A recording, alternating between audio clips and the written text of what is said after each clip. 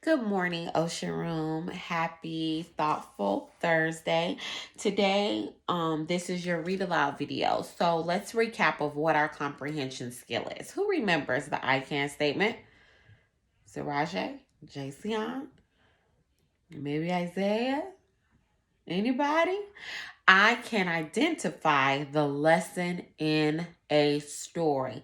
Once again, repeat with me. I can identify the lesson in a story. What is the lesson in the story? The lesson in the story is the very thing that we learn to be better people, or that I learned to be a better person. And there are two questions that you have to ask yourself when you are trying to figure out what the lesson is in the story. The first one is, what made the character change? Or how did the character change? And two, the second question is, how did or what did the character learn?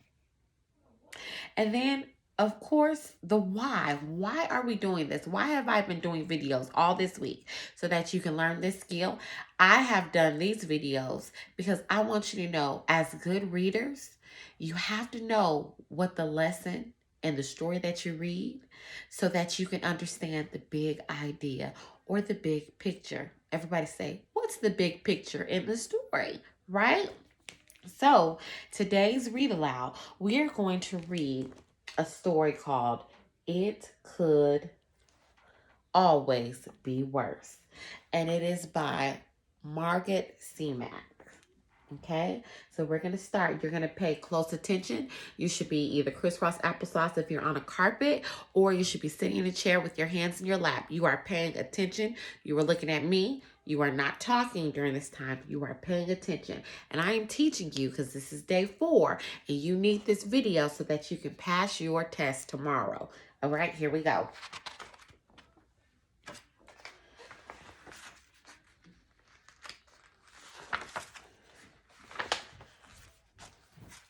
Once upon a time, in a small village, a poor, unfortunate man lived with his mother, his wife, and his 6 children in a little one-room hut.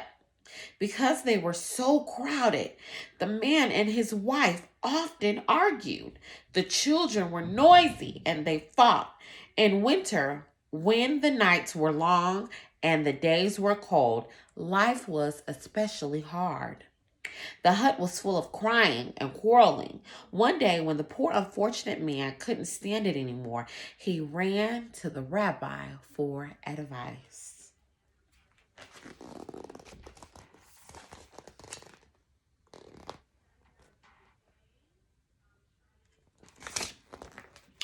So right now, the author is calling the character a poor, unfortunate man. Let's talk about that.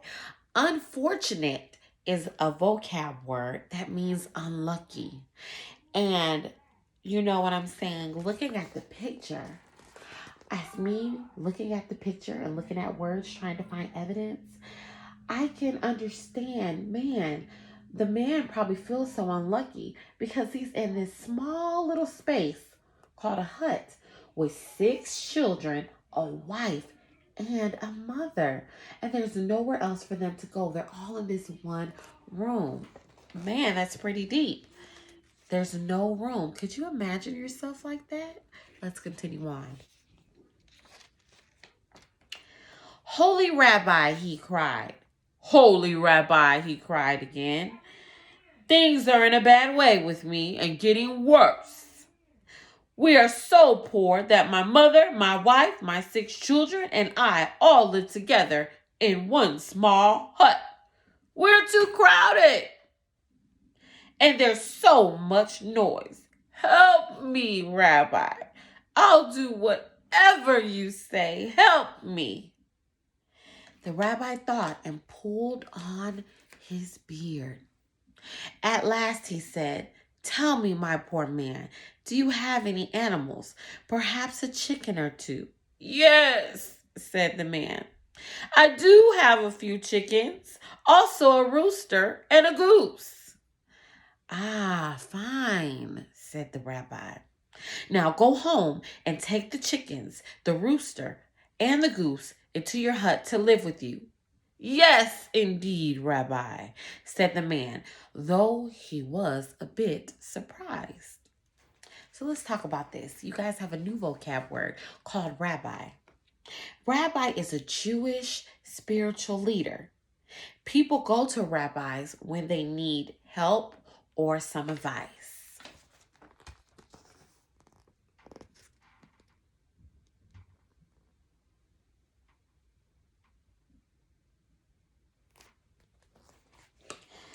What did the rabbi tell the man to do? Think about it. What did the rabbi tell the man to do?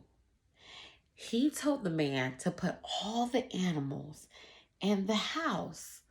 Now, listen, we already know from the beginning of the story, because I'm trying to teach you how to be a good reader, we already know that he's living in one big hut, which is one room, with his mother, his wife, and 6 children. Do you think adding on animals into the one big room is going to solve the problem? Probably not, but let's continue on.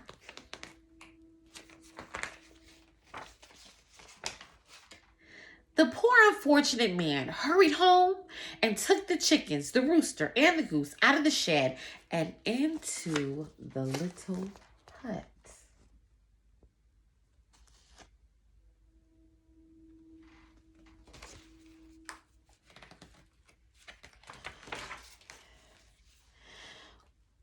When some days or a week had gone by, life in the hut was worse than before.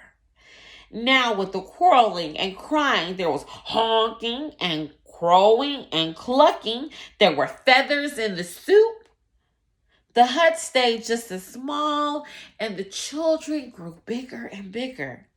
When the poor unfortunate man couldn't stand it any longer, he again ran to the rabbi for help.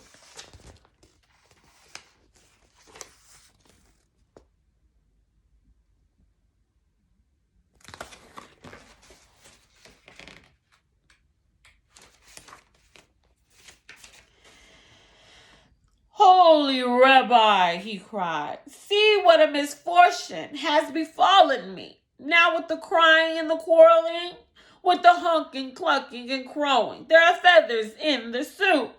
Rabbi, it couldn't be worse. Oh, Rabbi, help me, please. The rabbi listened and thought. At last, he said, tell me, do you happen to have a goat? Oh, yes, I do have an old goat, but he's not worth much.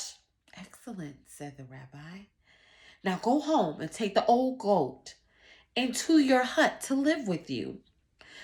Oh, no! Do you really mean it, Rabbi? Cried the man.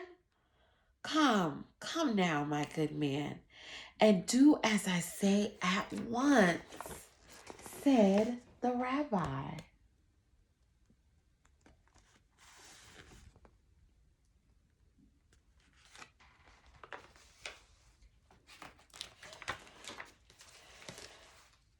The poor unfortunate man tramped back home with his head hanging down and took the old goat into his hut.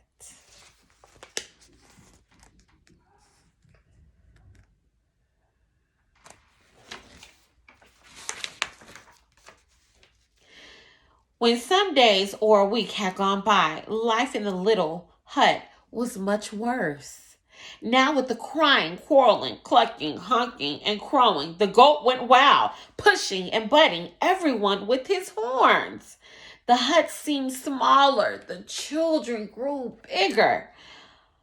When the poor unfortunate man couldn't stand it another minute, he again ran to the rabbi.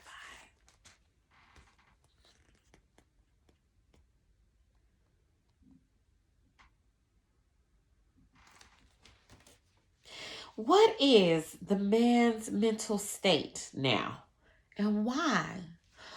How do you think? Because you remember the mental state. What is this? What he's thinking and how he may, with the hearts, Let's do that together. Mental state is how the character is thinking, right? Or how he is feeling. Remember the heart? So, looking at the picture, what in the world, Ocean Room, do you think the man's mental state now is? He's living in a small hut. He has a wife. He has a mother. 6 children. 6 total. Now he has chickens and goats. Everything. Roosters. Feathers are all over the place. And now the goat is acting so wild. Pushing, kicking. Man, I can only imagine as a good reader. There was already not enough room. Now you have animals. And now cramped up, nowhere to toss and turn. And now you have a wild goat. He probably thinks that his life is a lot worse now than what it was at the beginning of the story because he has no room. He has no room to think. They're arguing all the time. And now it's so busy, it's feathers flying everywhere. Let's continue the story. Holy Rabbi, help me. He said it again with a scream. Holy Rabbi, help me. Now the goat is running wild. My life is a nightmare. The rabbi listened and thought. At last, he said, tell me, my poor man, is it possible that you have a cow? Young or old, doesn't matter. Yes, Rabbi. It's true, I have a cow, said the poor man fearfully. Go home then, said the rabbi, and take the cow into your hut. Oh, no, surely, Rabbi. Oh, no, please. No more can I take, cried the man. Do it at once, said the rabbi.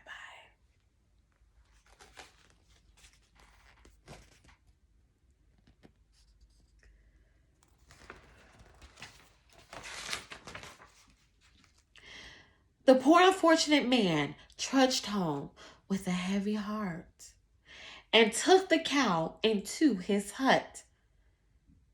Is the rabbi crazy? He thought. Why is the man wondering if the rabbi is crazy, Ocean Room? Well, I'll tell you why. The rabbi keeps telling him to put some more animals into the house that has no more room in it to begin with. It wasn't enough room for the man or his mom or his wife or his 6 children. Neither is it room for the chickens, the rooster, the cows, or the goat. But yet and still, the rabbi instructs him to keep putting more and more animals into the hut.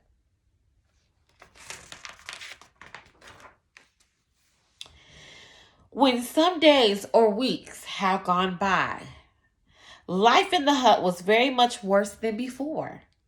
Everyone quarreled, even the chickens. The goat ran wild. The cow trampled everything. The poor man could hardly believe his misfortune. At last, when he could stand it no longer, he ran to the rabbi for help.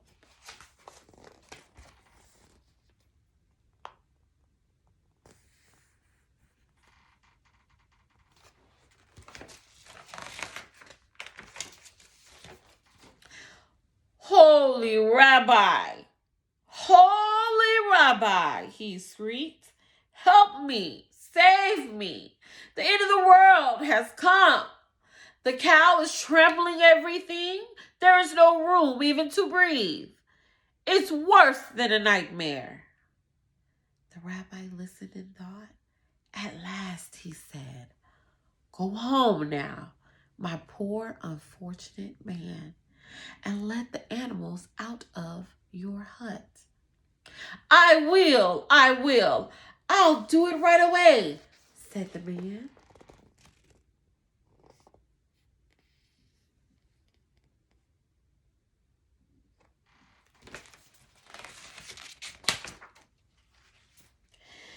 The poor unfortunate man hurried home and let the cow, the goat, the chickens, the goose, and the rooster out of his hut.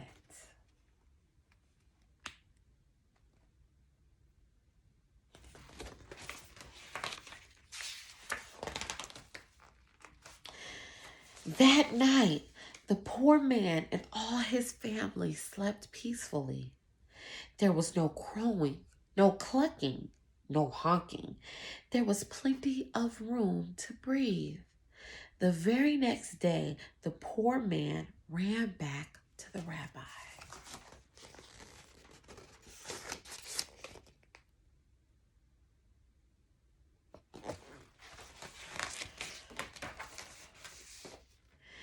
Holy Rabbi, he cried, Holy Rabbi, you have made life sweet for me with just my family.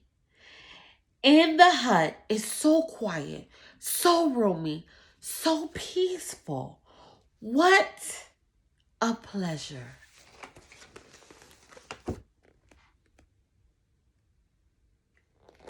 The end.